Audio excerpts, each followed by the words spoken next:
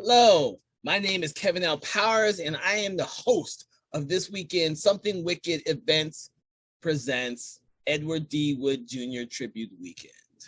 I am so glad that you are able to come out here and enjoy and join us this weekend as we present some of the director's most famous and infamous films and shorts, as of which this is the final film for her Saturday night, which is the famous GLEN or GLENDA, which Ed Wood actually stars in as well. Just a little bit about the event. We are doing these tribute weekends in hopes to educate and keep the legacy alive for a lot of the amazing and talented filmmakers that have passed.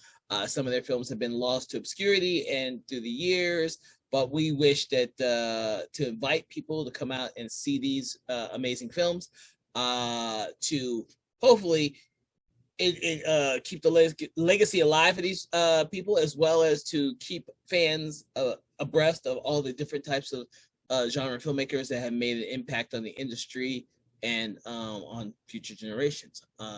So with this, Edward D. Wood Jr. is most famous for the infamous Plan 9 from Outer Space, one of my personal favorites, but GLEN or GLENDA comes as a second all-time favorite with his films and is very popular with audiences. This is an amazing filmmaker who was an indie filmmaker who kind of wrote his own rules with the films that he made. Now, even though the films at the time of their release were not nearly as beloved as they are now, they were a little bit ahead of their time, but with subject matters and themes that just were not seen in mainstream films back in the day, of which GLEN and GLENDA is a prime example. So what I'd like to do is I would like to allow you to enjoy and watch this amazing film.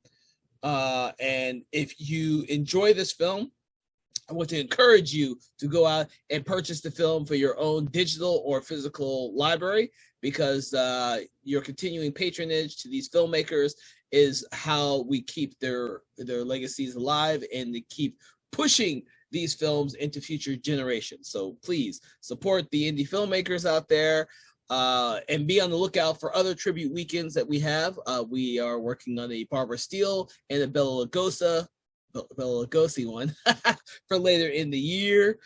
So we hope to see you there for that. But also keep in mind that Something Wicked Entertainment does 3 film festivals a year. Something Wicked Film Festival that will be in July, as well as Something Wicked Fan Fest in November, and Something Wicked DocuFest in February of next year. So please sit back, relax, and enjoy GLEN or GLENDA. Oh, and by the way, just because I'm hosting this and introducing the film does not mean I want my face to be on the screen the entire time. I want you as an audience member and patron to enjoy the film itself without my big head being in the way.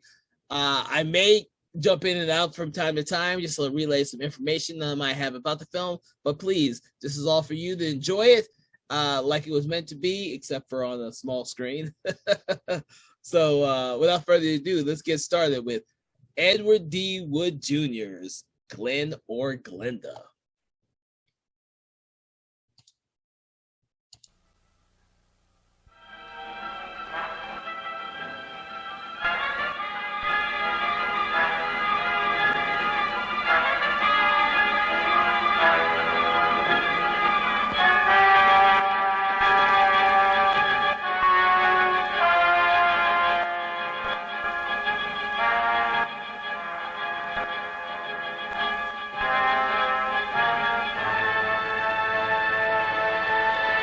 Then comes the major surgery, the removal of the man and the formation of the woman. A woman born at the age of 24. A new life is begun. The body of the woman within begins to appear now. The world is shocked by a person who changed his sex. Thus, the strange case of GLEN, who was GLENDA, one and the same person, not half man, half woman, but nevertheless man and woman in the same body. He dares to enter the street dressed in the clothes he so much desires to wear. GLEN is engaged to be married to Barbara. GLEN's problem is a deep one, but he must tell her soon. She's begun to notice things. Soon she will realize. He learned that foreign doctors were doing marvelous work with a sex change. Man to woman, woman to man. Say, did you read about the guy that had his sex changed to a girl? Says he was perfectly normal, too. How can a guy be normal and go and do a thing like that to himself? What about their children, Doctor? Would their children become the same way their father is? Glenda has made the decision.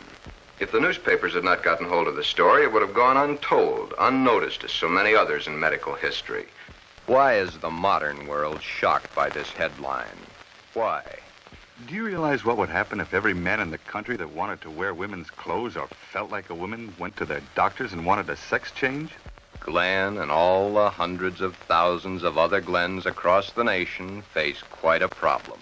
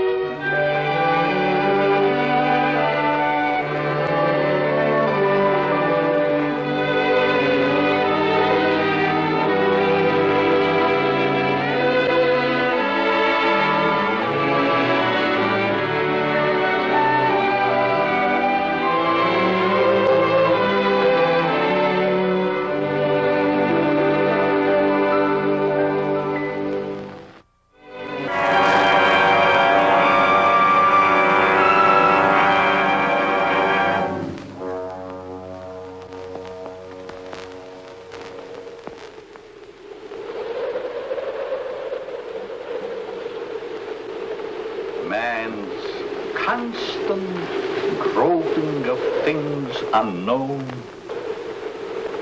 drawing from the endless reaches of time, brings to light many startling things. Startling because they seem new, sudden. But most are not new to the science of the ages.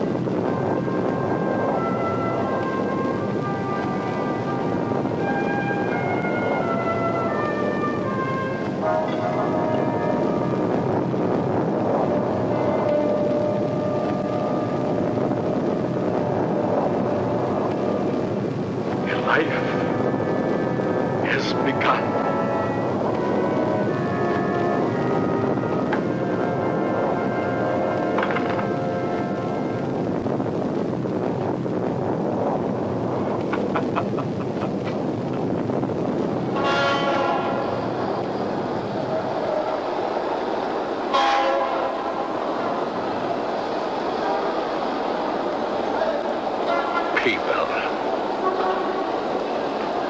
all going somewhere, all with their own thoughts, their own ideas, all with their own personalities. One is wrong because he does right. And one is right because he does wrong. Pull the string. Dance to that. Which one is created for?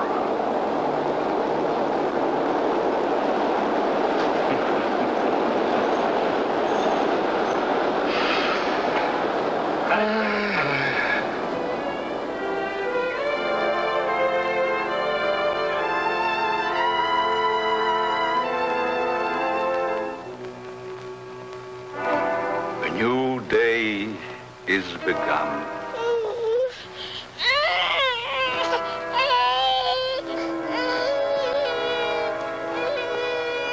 A new life is begun.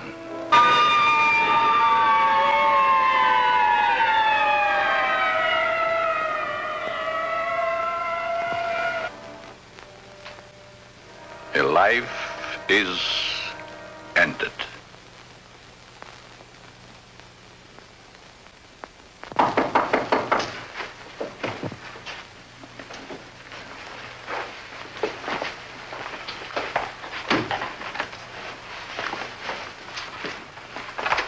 Let me see that note.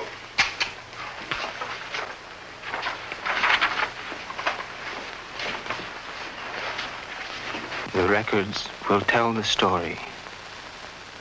I was put in jail recently. Why? Because I, a man, was caught on the street wearing women's clothing. This was my 4th arrest for the same act. In life, I must continue wearing them. Therefore, it would only be a matter of time until my next arrest. This is the only way. Let my body rest in death forever in the things I cannot wear in life.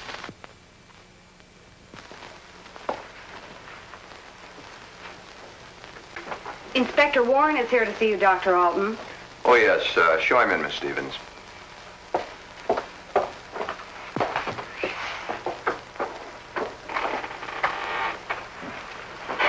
Inspector? Doctor? Sit down. Thank you.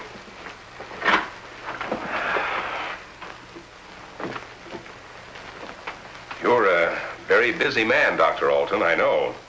I appreciate this time you're giving me. Business or pleasure, Inspector? In a way, business. From policeman to inspector. 20 years of it. I guess I've seen everything there is for a policeman to see. Yet I wonder if we ever stop learning. Learning about which we see. Trying to learn more about an ounce of prevention. I'm a man who thrives on learning. We only have one life to live. If we throw that one away, what is there left? Doctor, I'm hoping to learn something from you. And with that knowledge, maybe save some human from a fate which I just witnessed a few days ago. A 4-time loser. This type of case comes to me as well as yourself many times during the course of 1 month. The suicide? The suicide. Most of us have our idiosyncrasies. This fellow's was quite pronounced. Yes, but I wonder if it rated the death warrant it received. I don't think so. Well, that's why I'm here today, Doctor. What do we do about it? I've always heard you to be a hard-hearted policeman, Inspector. Isn't that what's thought of most policemen? The laws are written. The policeman is hired to see that those laws are enforced. We have a job to do. As in most jobs, there's always somebody who doesn't want that job to be done. In most factories today, the employer has put up suggestion boxes. Even the employer needs advice once in a while. I think in the case that we're referring to, I need advice. Maybe it shouldn't have happened as it did, but it did. Perhaps the next time we can prevent it. Let's get our story straight. You're referring to the suicide of the transvestite? If that's the word you men of medical science use for a man who wears woman's clothing, yes. Yes, in cold, technical language, that's the word. As unfriendly and as vicious as it may sound. However, in actuality, it's not an unfriendly word, nor is it vicious when you know the people to whom it pertains. Would the sex operation do these people any good?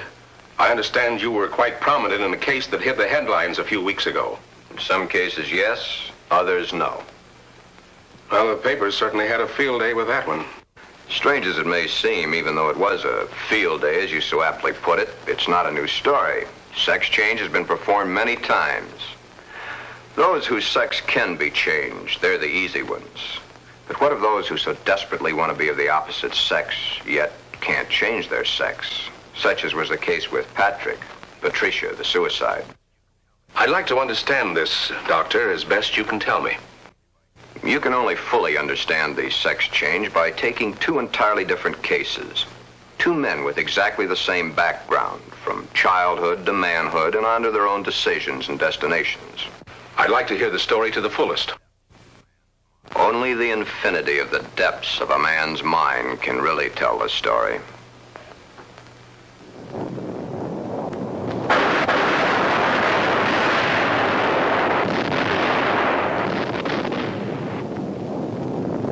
Dr. Arden. A young man, though he is, speaks the words of the All-Wise. No one can really tell the story. Mistakes are made. But there is no mistaking the thoughts in a man's mind. The story is begun.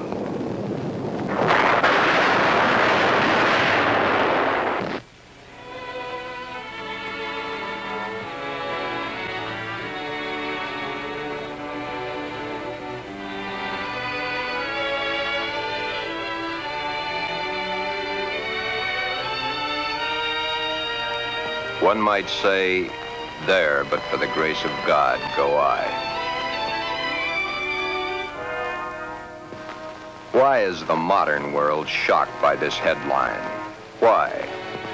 Once, not so very long ago, the people of the world were saying, airplanes. Why, it's against the Creator's will. If the Creator wanted us to fly, he'd have given us wings. But we fly. Maybe some of you may still remember an even sillier remark. Automobiles? Bad. They scare the hosses.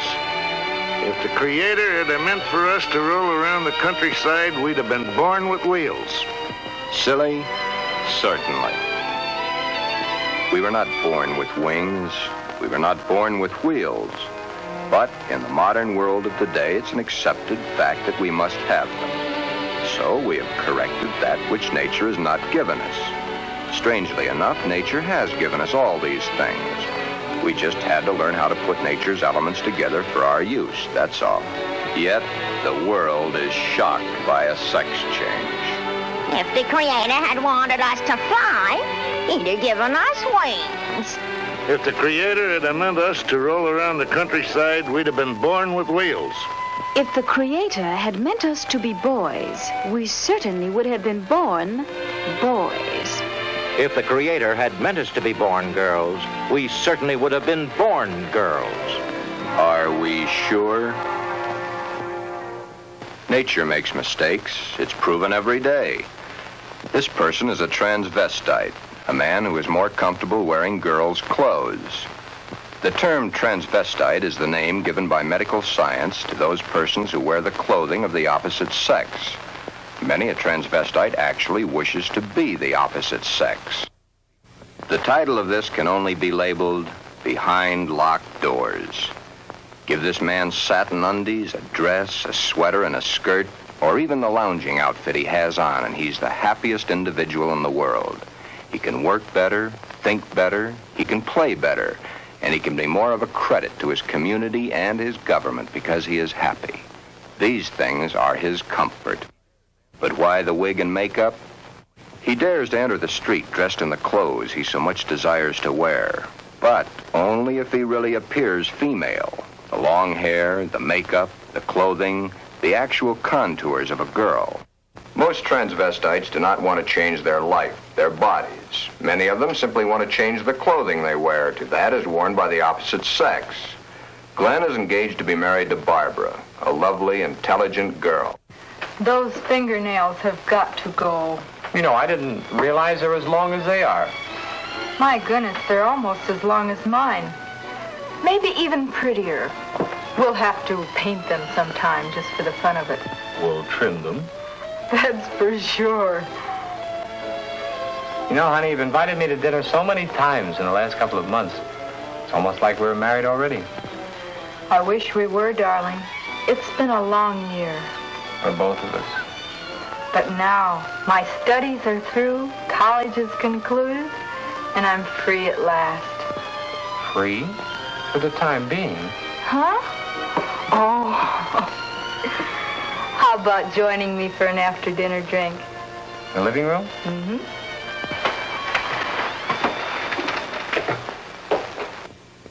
Modern man is a hard-working human. Throughout the day, his mind and his muscles are busy at building the modern world and its business administration. His clothing is rough, coarse, starched, according to the specifications of his accepted job. At home, what does modern man have to look forward to for his body comfort? The things provided for his home, a wool or flannel robe, his feet encased in the same thick, tight-fitting leather that his shoes are made of. These are the things provided for his home comfort. It doesn't look so comfortable, does it? And get the hat. Better still, get the receding hairline. Men's hats are so tight they cut off the blood flow to the head, thus cutting off the growth of hair. 7 out of 10 men wear a hat, so the advertisements say. 7 out of 10 men are bald. But what about the ladies? Yes, modern woman is a hard-working individual also, but when modern woman's day of work is done, that which is designed for her home comfort is comfort. Hats that give no obstruction to the blood flow. Hats that do not crush the hair. Interesting thought, isn't it? Just for comparison, let's go native. Back to the animal instinct. There, in the lesser civilized part of the world, it's the male who adorns himself with the fancy objects, such as paints, frills, and masks. The true instinct. The animal instinct. Bird and animal life. Is it not so that it's the male who is the fancy one? Could it be that the male was meant to attract the attention of the female? What's so wrong about that? Where is the animal instinct in modern civilization? Female has the fluff and the finery, as specified by those who design and sell. Little Miss Female, you should feel quite proud of the situation. You, of course, realize that it's predominantly men who design your clothes, your jewelry, your makeup, your hairstyling, your perfume. But life, even though its changes are slow, moves on. There's no law against wearing such apparel on the street, as long as it can be distinguished that man is man and woman is woman. But what is it that would happen were this individual to appear this way on the street? You're doing it now, laughing.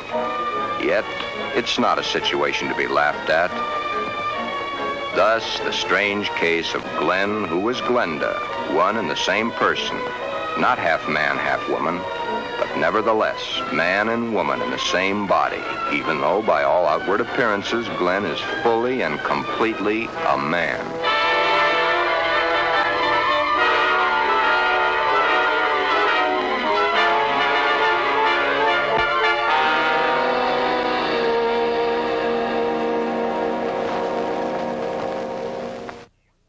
sister let me borrow her dress.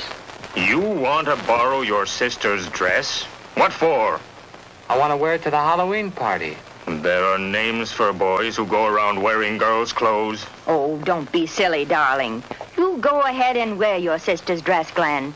You always did look much better as a girl than you do as a man. Glenn did wear the dress to the Halloween party. He even took first prize.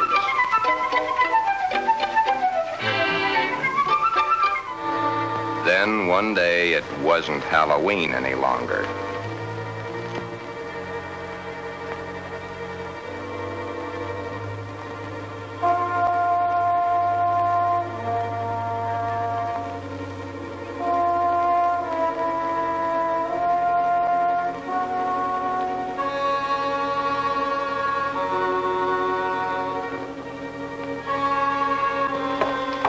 I wish I had the sight into such things to be able to advise you, Sheila. Maybe if you took the problem to a doctor. It's Glenn that needs the doctor. But when things like this go wrong with someone so close and in your own family, it's so hard to believe. It's not really hard to believe. It's just hard for you to accept. Well, of course it's hard for me to accept. Suppose I were to come home with Roy or one of my other boyfriends some night and find Glenn like I did last night. Yeah, that would be hard to explain. That's the understatement of the year. Just how does one go about introducing your friends to your brother when brother's wearing your best sweater and your skirt and makeup to boot?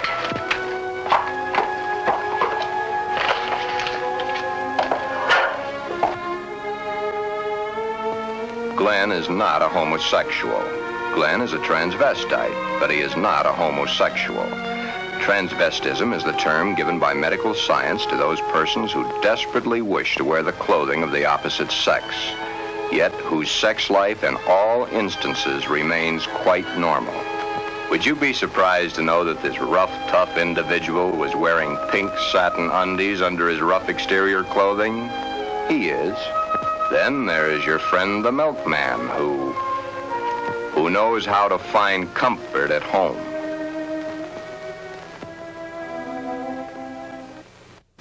I can't stand it any longer. He wears all my clothes. Nothing is sacred to him, even my briefs. He has every one of my sweaters stretched out of shape. Of course, he has always replaced them, but then they didn't last long either. But, Your Honor, ruffles on his shirts and shorts. Really? Glenn and all the hundreds of thousands of other Glens across the nation face quite a problem. Glenn is engaged to be married to Barbara, a lovely, intelligent girl. The problem? Glenda, Glenn's other self. The girl that he himself is, his other individual personality. You look tired tonight, Glenn. Yeah, I guess I am. It's been a long day. Have you seen the paper yet? No, what? It's headlines. A man had his sex changed to a woman. Isn't that a strange case? I wonder how some people's mind works. Well, some people aren't happy the way they are. I suppose so, but to change one's sex, that's a pretty drastic step to take. If it's the only way, I'm for it. I wonder what I would do in a case like that, if I were in the mental turmoil that person went through. Or if I suddenly realized that something was mentally wrong with you. Ooh, it's hard to visualize. Here we are, two perfectly normal people, about to be married and lead a normal life together. And there's this poor fellow who never could have been happy if it wasn't for modern medical science. Our fourth term in psychology explains a lot of the facts, but I'm afraid the end of study is only the beginning of reality. Glenn's problem is a deep one, but he must tell her soon. She's begun to notice things, his nails, his eyes when he looks into a lady's store window. So many of the little things that are hard to hide. Soon she will realize. Then there was the time Barbara was wearing the sweater Glenn had always wanted to feel on his own body. It was becoming an obsession to him. He must have it. What's the matter, Glenn, darling? I guess I was daydreaming. Something seems to be troubling you. Why don't you tell me? It's nothing. Once, long ago, just after we started going steady together, we promised we'd never lie to each other. Are we gonna start now, just because we're engaged to be married? It's just that... Oh, Barbara, it's nothing. That little sleep won't cure. It's been an awful long day. It's more than that. Come on, tell me, darling. Who knows? Maybe I can help. That's just it. You could. Then something is troubling you. Yes. Do I have a right to know? You have a right to know. But let's just say for the moment that I'm afraid to tell you. I'm afraid I'd lose you. Nothing could be as bad as all that. I love you and you love me. And nothing in the world can change that. I hope not. I really hope not. Glenn, is it another woman?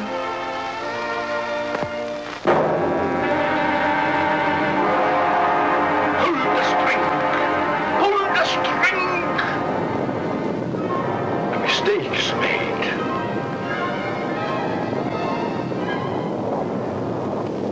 A story must be told. Always the same. He's not had the nerve to tell her.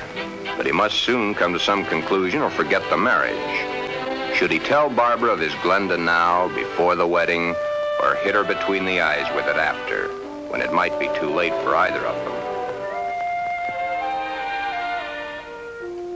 The world is a strange place to live in. All those cars, all going someplace, all carrying humans which are carrying out their lives. The world is shocked by a person who changed his sex. Glenda is shocked also, but by another reason. Someone like her had the nerve to do something factual about their situation. There are so many problems for Glenn and all the other Glens. Perhaps the fear of discovery of the underthings they wear beneath their regular outer clothing, or that which they wear during their nightly visit to Morpheus, god of sleep. Thank you very much, and I'm sure she's going to enjoy it very much. If you want to return it, be sure that you bring the sales slip. Thank you.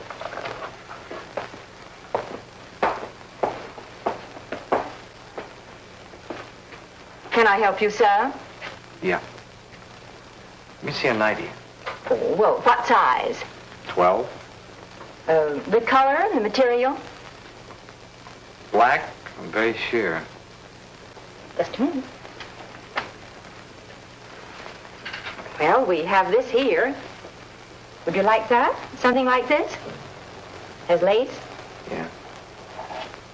Perhaps he admires the material too long. You can see how sheer the material really is. Yes. You see, it's all pure nylon and only $21.95. And of course, it will never snag.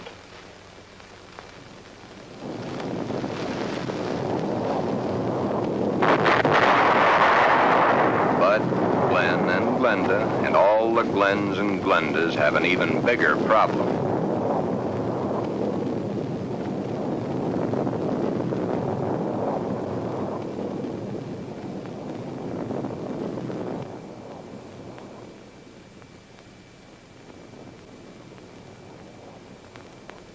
The homosexual, it is true, at times does adopt the clothing or the makeup of a woman to lure members of his own sex. But this is not so for the transvestite. The transvestite is not interested in those of their own sex. The clothing is not worn to attract the attention of their own sex, but to eliminate themselves from being a member of that sex.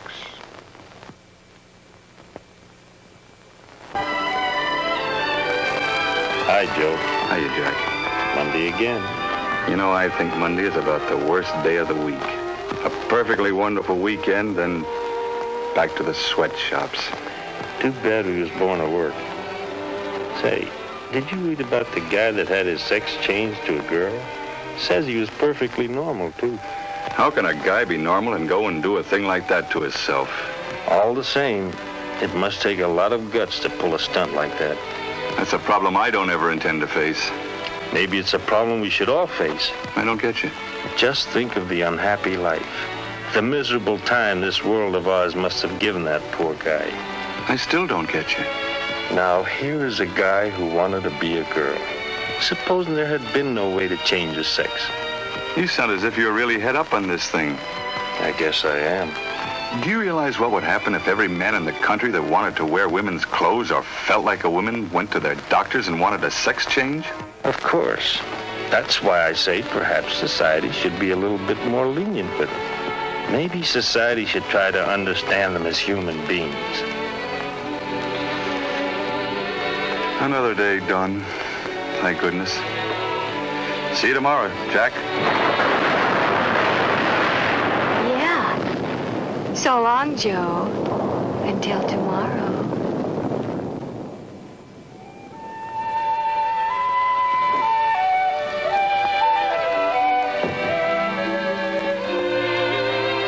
Hi, Glenn. Hi, Johnny. Come on in and hit it right for the kitchen. I can't let that dinner burn. You know, I thought I was going to have to eat alone tonight. Well, you probably will because I've already eaten.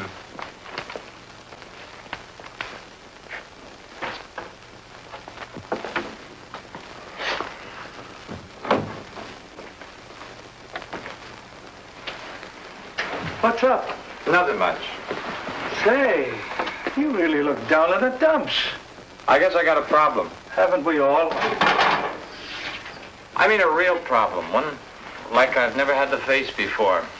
Our whole existence is one big problem after another. I want to get married. You have a problem. When did this all come about? For nearly a year, I've been engaged to a very wonderful girl. Now the time is getting very close to the man with the book. I'm scared to death. You love her? Very much. Does she love you? Yes. There's no problem. Marry the girl. Are you forgetting about my other self? You'll have to tell her, of course. Yeah. I have to tell her. But when? Before? Or after? I think you know the answer to that one yourself. My mind's in a muddle. Like in a thick fog. I can't make sense to myself sometimes. I thought I could stop wearing these things. I tried, honestly, I tried. I haven't had a stitch of them on for nearly 2 weeks until tonight. Then I couldn't stand it anymore. I had to put them on or go out of my mind. I'm afraid I'll lose her. I don't want that to happen because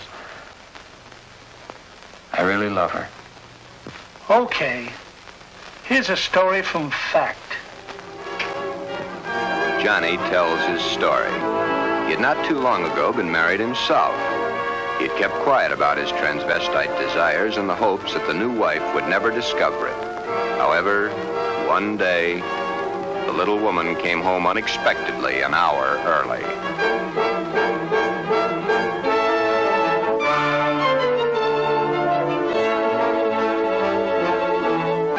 That marriage ended here. Will your problem be like mine? Most probably it will. Because a love hasn't been built up for such a thing. She, your wife, she will not have been taught enough about the problems to cope with it. Glenda must now make her decision. Or forever forget the marriage to Barbara.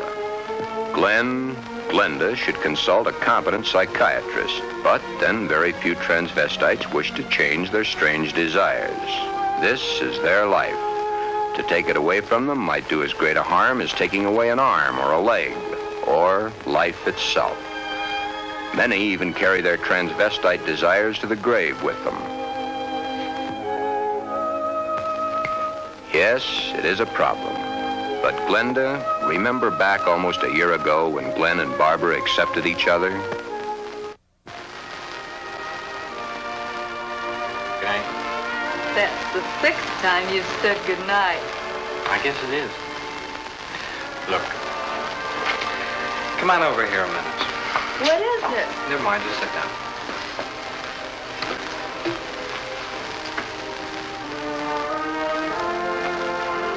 Oh, I was beginning to think you'd never get around to it. Did you mean you will? What do you think?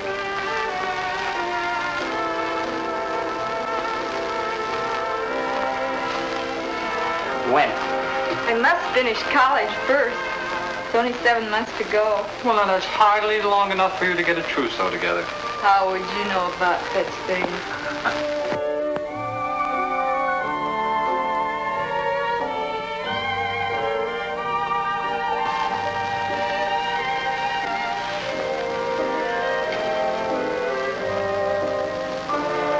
Glenn, what's the matter? Huh? All of a sudden, you seem 1,000 miles off. Yes, I guess I was, huh? That's a mighty pretty dress you're wearing tonight. I wear my best to please you. You know, when you look at me, you just tie me in knots. I love to tie you in knots. Oh, I'll be so happy when these next few months are over. Some special reason? Of course. So you can stop kissing me goodbye at the door every night. Yes? So you can hold me close to you always. Yes? Then all you'll have to do is call and close your eyes to feel my lips on yours.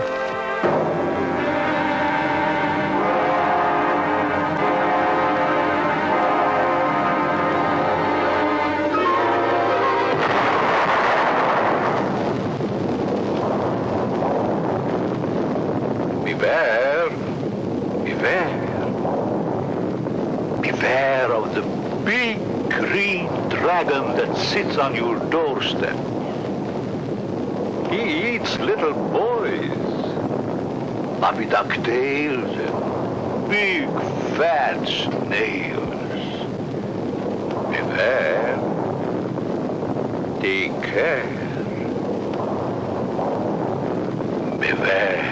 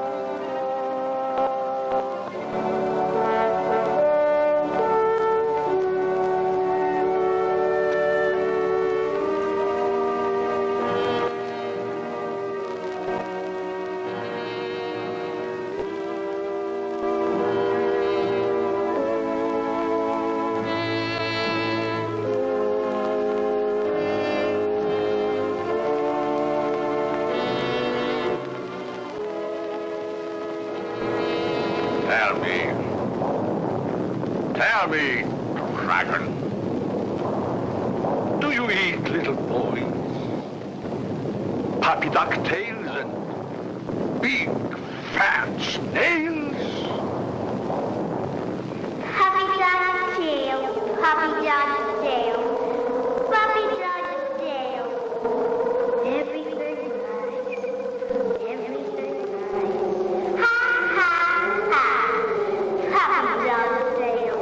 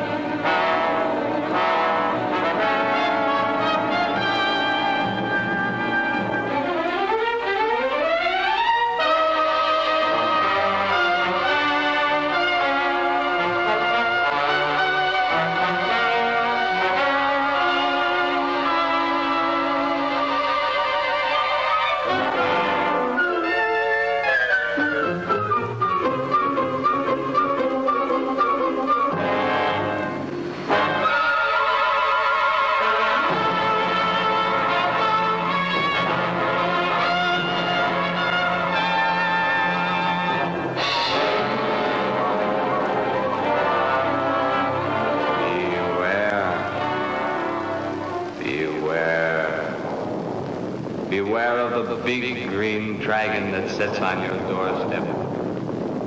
He eats little boys, puppy dog tails, and big, fat snails. Beware, take care. Beware.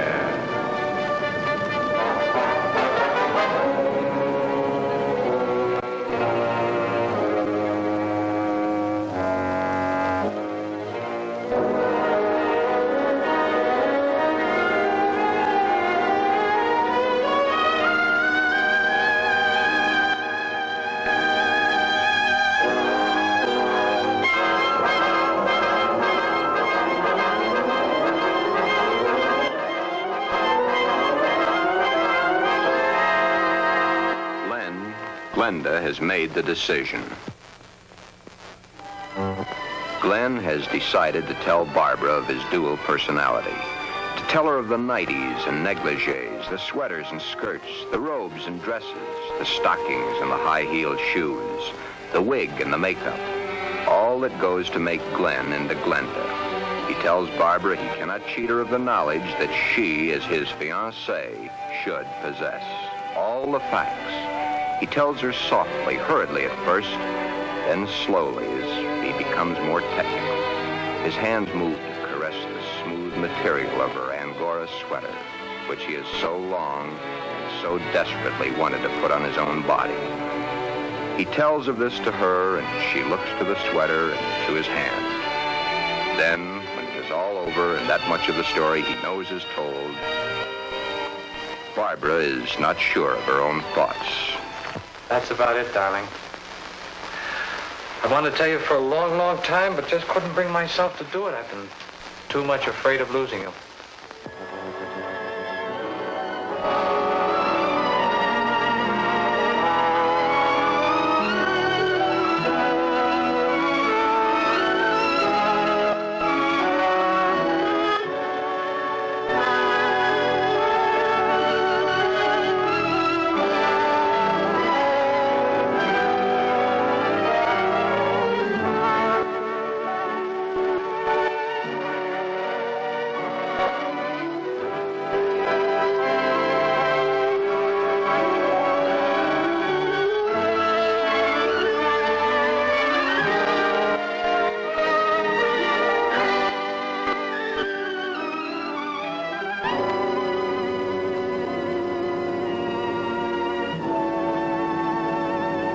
Glenn,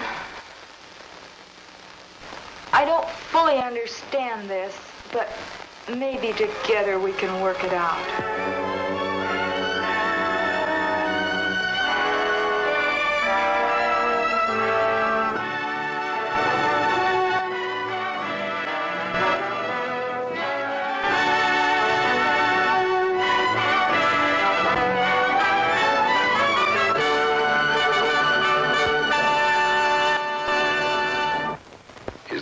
The story? Not quite. I'll get back to it in a minute. Glenn's case is really the lesser advanced type cases. The second case is an extremely advanced one. However, I'll get to that in a moment. First, you must realize that the world over has its own particular problem. Each case must be handled individually according to the person, his past life, and his problem. Did this Glenn have any homosexual tendencies? Absolutely not. It's very seldom that a true transvestite does. And he isn't a hermaphrodite? No more than he's a pseudo-hermaphrodite. Glenn's case was entirely of his mind, brought on by the environment of his early youth. What about their children, Doctor? Would their children become the same way their father is? No. Transvestism is not hereditary. Well, what makes these men want to wear girls' clothes? Many things. But as I've said before, it usually starts in early childhood from one cause or another. Technically, each case has the same beginning, just a different set of circumstances. Are any of them actually cured? Oh, yes, many of them. Once the source of supply is found, it can be stopped, unless the patient refuses to cut off that source of supply. Then the way I get it, this Glenn and the character he created, much as an author creates a character in a book, was invented as a love object to take the place of the love he never received in his early youth through lack of it from his parents. The character was created and dressed and lives the life the author designs for him to live. and dies only when the author wants him to die. Correct. Except that for the character Glenda to die, the elements must be right. But to enlighten you a little further, there's the second story, that of an extremely advanced case. Let's call this person Alan, Ann. Alan had a mother who wanted a little girl. The father didn't care much one way or the other. Alan did not enter the competitive sports that the other boys of the school did. However, he was an extremely studious boy and always had above average marks in his subjects. Yet sports, girls' sports, he always was interested in. But he was rejected by the girls and also rejected by the boys. It seems he belonged to neither of them. After school, Alan would go home to find the mother who had always wanted a girl and the father who didn't care one way or the other. He enjoyed doing the woman's work around the house. Alan was becoming a woman and didn't realize it. A woman in mind only, but the mind rules. Then came the fateful year of 1941. Alan was drafted. He was accepted. In the Army, he successfully passed his vigorous training. Did not like it, but then there were the weekends for his particular diversions. On his weekend passes, he would go to the nearest town where he had a suitcase checked in a public locker. In the suitcase, he had the things he loved to wear, that which made his body appear to be what his mind believed it was. Then the day of embarkation came. But wherever Alan went, the suitcase was sure to go.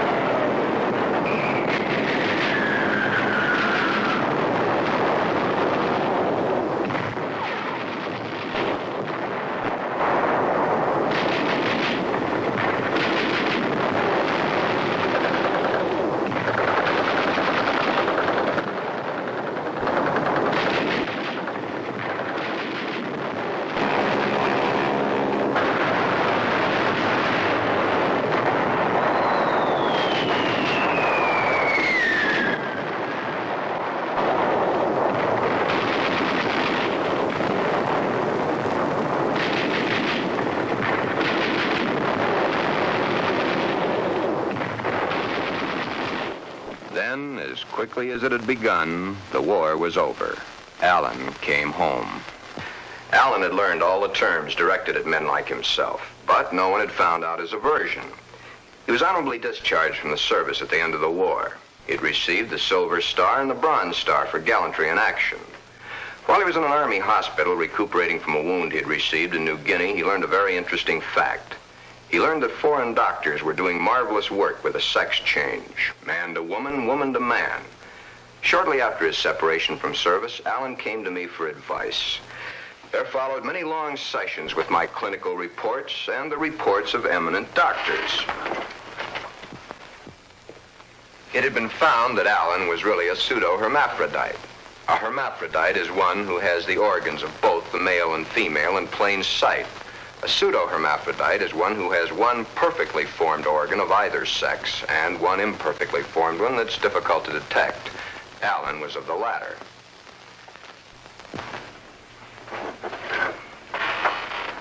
Alan was then given his choice. That which nature had given him was a mistake. It was up to us to correct that mistake one way or the other. Alan had to decide whether he wanted to become a man or she wanted to become a woman. Both were completely possible. Small boned, fair of complexion, his hair thin like a woman's, his body slim, hips slightly girlish. It was easy to see his decision, along with the fact that he had been brought up from early childhood to believe that a woman was the thing to be. Alan decided to become a woman. This, after all the help I could give him, was only the beginning. During the following 2 years, he was to go through the tortures of the damned. But never was there a whimper from him, because he knew that at the end of it all, he would at last be that which he had always dreamed. Hundreds of hormone shots were injected into various parts of his body.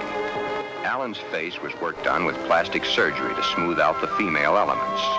Long, tedious hours of work.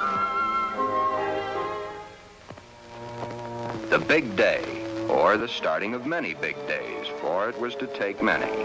The series of operations are performed slowly and at intervals to prevent any unnecessary shock to the nervous system.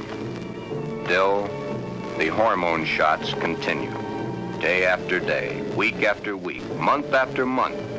And even then, when the operation is over, the sex has changed, the shots must continue as long as Alan lives.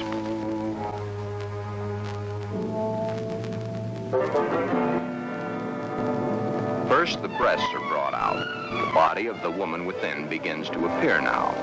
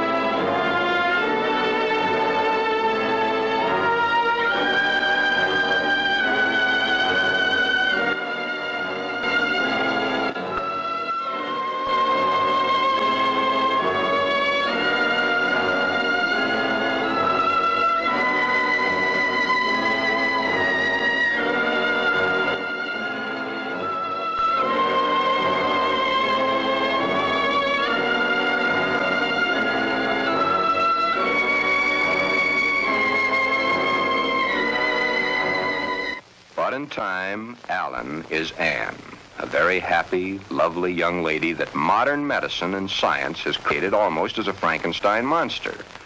The newspapers heard of it and hit the story with their usual fullness. Papers had not gotten hold of the story, it would have gone untold, unnoticed as so many others in medical history. The sex change has been performed hundreds of times. However, right here, in this particular sex switch, it's not the end. Acting the woman and being the woman are two entirely different things. Alan had all his life acted the part of the woman. Now he is that woman and must learn how it's done. Anne must learn how to do her own hair, how to make the correct styling for her facial contours. The proper walk must be adopted. A lady is a lady, whatever the case may be. Continuing my own psychiatric treatment, it was my duty now to explain to Anne the duty of a woman in her sex life. Alan, of course, had known the man's, but he was soon to realize he knew very little about a woman's. Yet, through it all, Anne loved every minute of it. Anne was indeed meant to be a woman, and now that the sex change had been completed, Anne was a very happy woman, and a woman who was eager to learn, and now was accepted by society. A woman born at the age of 24, in a world that for 24 years she had seen as a man, but a woman who now would, and was properly instructed in how to accept, a woman's world. Thus, this case, which has a happy ending, is due entirely to the corrections made by medical science. I've had several such cases. In fact, in my 20 years of practice, I've been prominent in 7. However, my colleagues have had hundreds. Then you believe that the Glen of the first story should have the sex change? In Glen's case, no. No, indeed. Glen would never be happy with a sex change. The Alan of your story ended happy? I'll tell it to you exactly as I told it to them. Shortly after Glen told Barbara of his love for girls' clothing, he started treatments with me. On the last treatment, both he and Barbara came to me. I told them the same story of Alan, Anne, as I've told it to you, Inspector. Anne was a pseudo-hermaphrodite. Even though one of the sexes was imperfect, she had the organs and the characteristics of both the male and female. Glen's case is an entirely different type of case. Remember I said, no matter what the case, it's a different thing, a new problem to be looked into, then solved, a new challenge to the psychoanalysis. Glen's body holds only one sex, that of the male.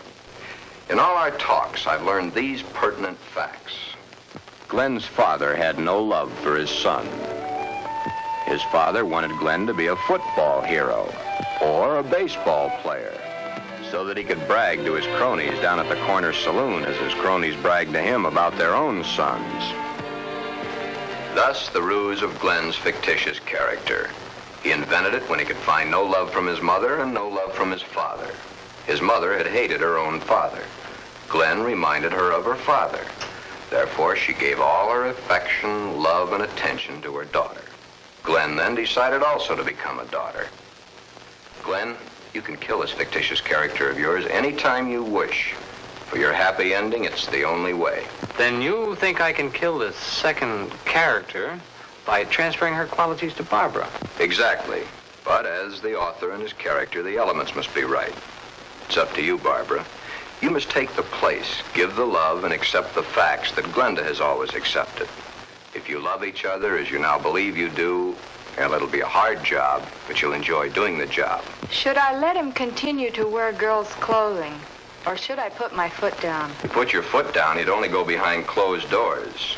Love is the only answer. Glenda must be transferred to you. Supposing Glen never gets over wearing girls' clothing. Would it matter to you very much? I love Glen. I'll do everything I can to make him happy.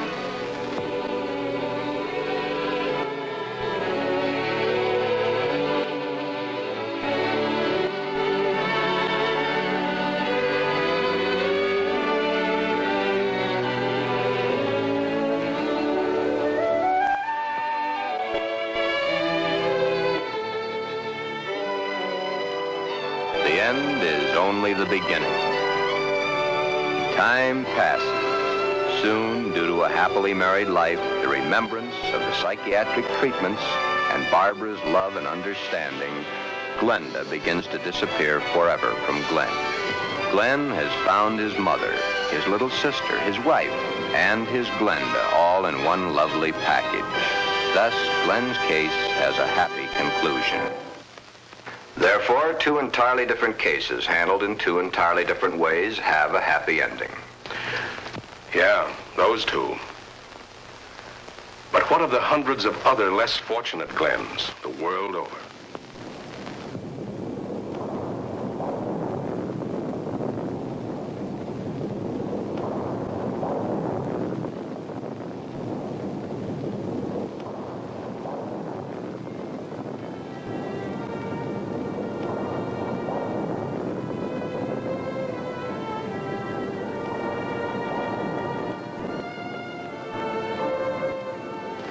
Yes.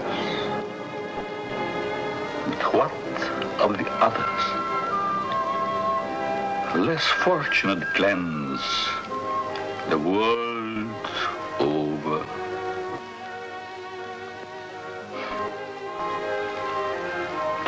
Oh, snips and snails and puppy dog tails.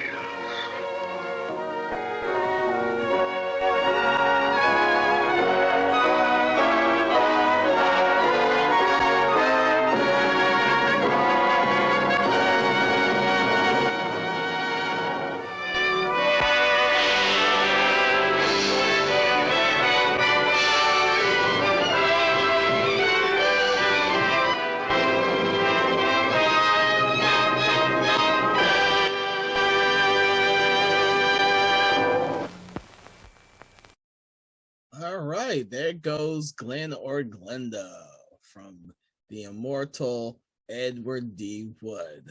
Well, I hope you enjoyed that movie. If you've never seen it before, and if you've seen it before, I hope you had a chance to reevaluate it and think of it in a different light.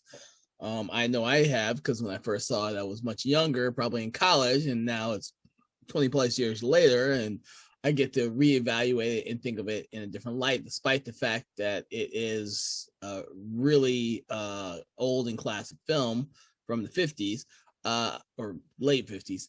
It still holds an impact with the themes that are contained within. It just tells you that some things never change. But hope you enjoyed Glenda Glenda, and I hope you come back for some of the other films at our Ed Wood Tribute Weekend. We have one more day of amazing films to screen for you. All I can say is have a good weekend, and I will see you at the next screening. Good evening.